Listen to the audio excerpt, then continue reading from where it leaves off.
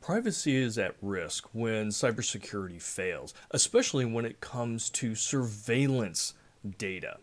Now, a recent incident in Moscow highlighted some of the challenges here. Now, Moscow has over 100,000 public-facing cameras that are enabled with biometric, so facial recognition. Now, these are installed and managed by law enforcement there to be able to detect crimes that are happening and basically protect the citizenry of the city. However, a recent incident showed that somebody had gotten access to that database, to those systems, and they were offering a service. They were, for about $200, they would allow people to basically cyber stalk. If you sent them a picture of someone you were interested in and your money, they would generate a report and provide you a number of pictures of where the city cameras spotted that person. Now, there's a lawsuit pending because of some stalking issues there, and my guess is it's probably some insiders who have access to that system that are trying to make some side money, so they decided to do this. It's criminal. It's not what it's intended for. But the whole incident itself highlights some pretty fundamental challenges when it comes to privacy. You see, when data such as this, surveillance data in these growing smart cities, when it becomes so comprehensive, it enables cyber stalking, but it also enables other things as well. Can you imagine cyber criminals that want to know who's driving around in a specific type of expensive car and where they live? Identify people who often frequent and shop at high-end jewelry stores, and again, figure out where they live or where they work.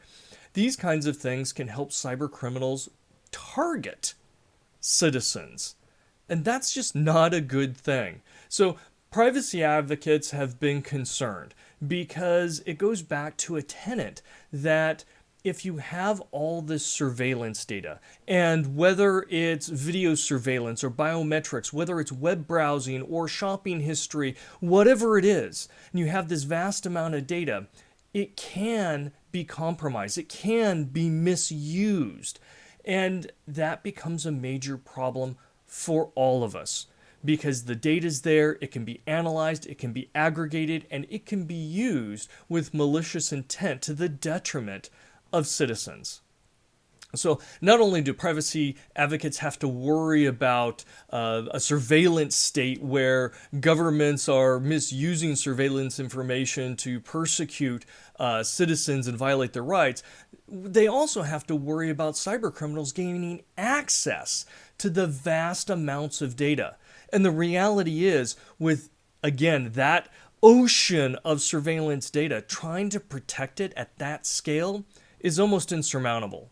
Now, there are tools and processes and anonymity capabilities and all sorts of security controls that are possible, but up until now, most of the focus and the funding has really been geared towards figuring out how do we obtain this surveillance data and detect undesired activities.